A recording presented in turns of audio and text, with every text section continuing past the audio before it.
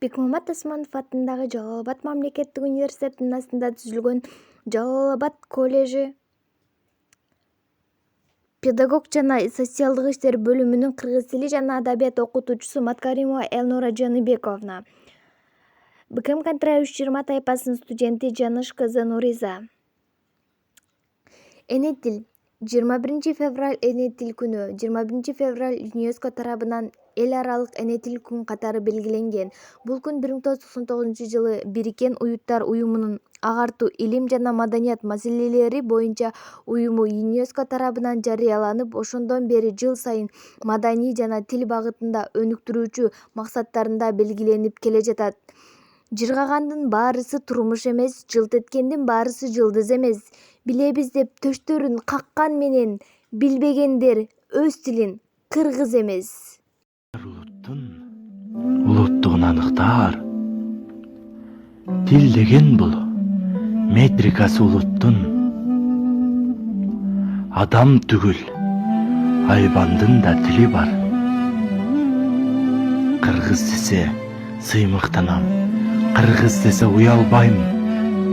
Кыргыз тилин билбегенде кыргыз десе ынанбайм. Укпаган бар, уккан бар. Өз тилине өзү каршы чыккан бар.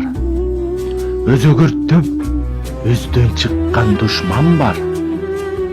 Кыргыз туруп кыргыз боло албаган киргиздерге таң кылам.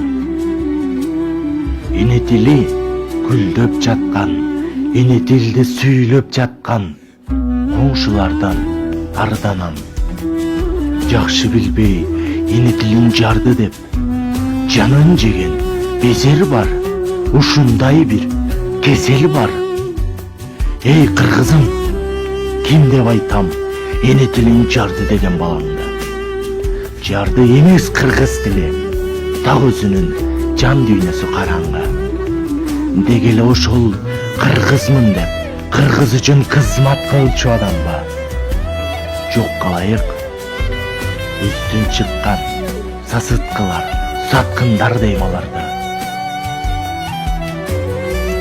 Толугайым сындаган тил, Арстанбек ырдаган тил, Манас бабаң сүйлөгөн тил, 22 кылым бою кыргыз далга сүйрөгөн тил.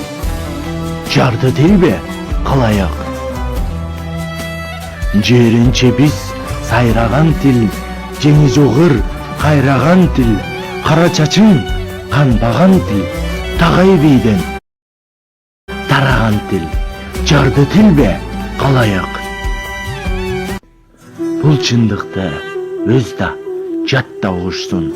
Эне тилим, энем, элим уюткум.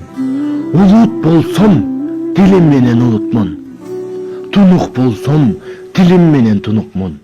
Анткени тил ар улуттун улуттугун аныктаар.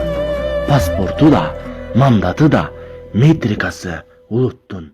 Урматтуу мекендештер, бардыңыздарды эне тилиңиздер күнү менен куттуктаймын. Көңүл бурганыңыздар үчүн чоң рахмат.